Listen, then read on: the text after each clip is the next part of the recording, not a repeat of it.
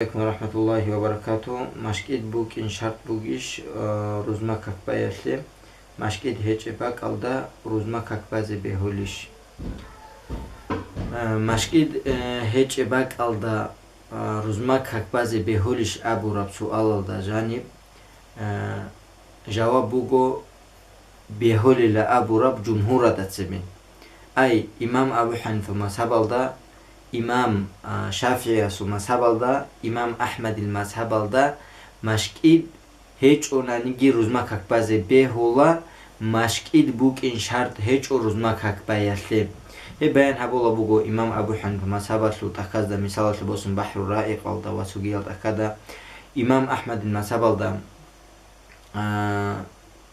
İnsaf Abu Rab'tek alda İmam Mavardiyas Mardaviyas beyan habola bugo Hedingo İmam Şafiyas mazhabalda Tarhu Tathrib Abu Rab'tek alda İmam Iraqiyas beyan habola bugo.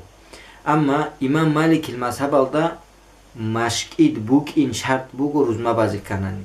Beyan habola bugo İmam Muhammed bin Yusuf al-Abdari il-Garnatiyas Tacul İklil Abu Rab tekalda Hadu heseni qalillasın kola İmam İbn Bacasagi, İmam İbn Başirisagi, İmam İbn Ruştisagi hep şartın bu gele abola bugu. Elçingegi İmam Malik il mazhabalda ruzma maşkid bukin tadda bugu ruzma kakbaze kanani.